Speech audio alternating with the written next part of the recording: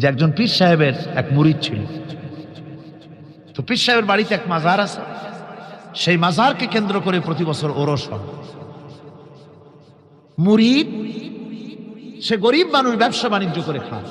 তারপরে তার একটা গাধা ছিল, সেই গাধার উপরে সওয়ার হয়ে বাজার ঘাট করতো, মালপত্র আনা নেওয়া করে ওই দিয়ে তার জীবিকা নির্বাহ। একদিন তার গাধাটা মারা গেল।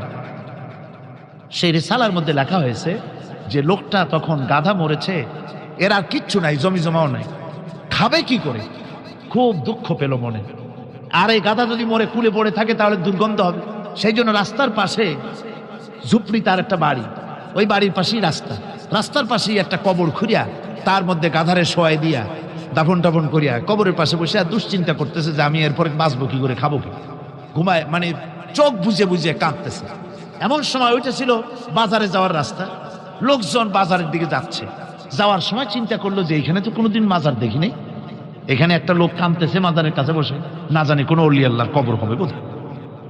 এরপরে লোকেরা বাজার থেকে ফেরার সময় দেখে যে হ্যাঁ, ওই সেই লোকটা এখনো কাঁদতেছে। তখন যার কাছে যা ছিল, কেউ 2টা পান থুয়ে গেল, কেউ একটা বেগুন, কেউ 2টা চিংড়ি মাছ, কেউ 2টা টাকা, কেউ একটু মরিচ, এইভাবে তরি তরকারি চাউল যার কাছে যা ছিল কিছু কিছু দিয়ে গেছে।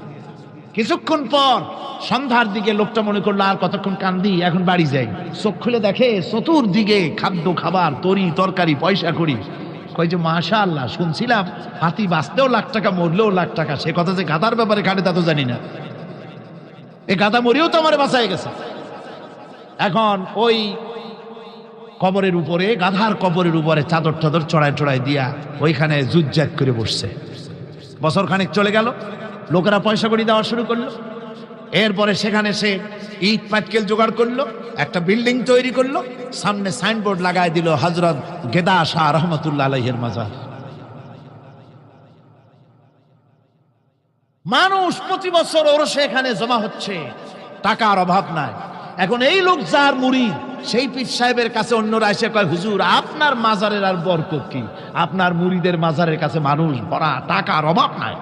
পীর সাহেব কৌতূহল হলো যে ও আবার একটা মাজার পাইল কোন। তারপরে একদিন ওই মুরিদকে ডেকে বললো, বাবা সত্যি কথাটা আমারে কও, এই মাজার কার? মুরিদ কয় যে হুজুর আপনি আমার ওস্তাদ, আপনার কাছেই সব শিখছি, কিন্তু এই কথা কাউকে বলবেন না।